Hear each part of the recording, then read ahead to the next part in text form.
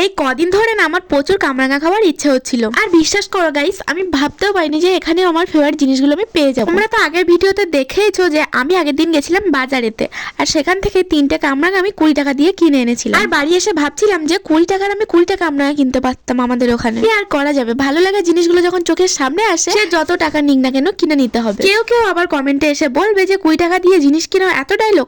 অবশ্যই 20 টাকাটাও টাকা ভাই। আর তোমরা তো নিশ্চয়ই এতদিনে জেনেই গেছো যে তোমাদের বর্ষা টক খেতে কত ভালোবাসে। হ্যাঁ, আমি একটু টক খেতে বেশি ভালোবাসি, তাই বলে এই ঠান্ডার সময় টক খাওয়াটা আমার মোটেও উচিত হয়। আর তোমরা যেন আমার মতো ভুল করো না। 20 টাকা দিয়ে যখন 3টে কামরাঙা কিনেই ফেলেছি, তো চলো এবার ভালো করে মাখিয়েও ফেলি। তো কামরাঙা মাখা করার জন্য এখানে আমি বেশি কিছু অ্যাড করিনি। লবণ, লঙ্কা, কাঁচা লঙ্কা দিয়েছিলাম আর লেবুর পাতা দিয়েছিলাম। এই 3টে জিনিস দিয়ে আমি ভালো করে মাখিয়ে নিই। কামরাঙাটা আমি এখানে না মাখিয়ে শুধু লবণ দিয়ে খেতে পারতাম, শুধু একটু টেস্টি করার জন্য এত কিছু করলাম। আর বলবো গাইস, আমার তো এখানে কামরাঙা মাখানোর আগে থেকেই খাওয়ার ইচ্ছে হচ্ছিল। হ্যাঁ, এটা সত্যি যে আমি টক দেখে বেশিক্ষণ আমার লোভ সামলে রাখতেও পারি না। বাই দ্য ওয়ে, ভালো কথা, তোমরা আমার কামরাঙা খাওয়া দেখে আবার লোভ দিলে না তো? সিরিয়াস নিও না, মজা করছি। Thanks for watching guys.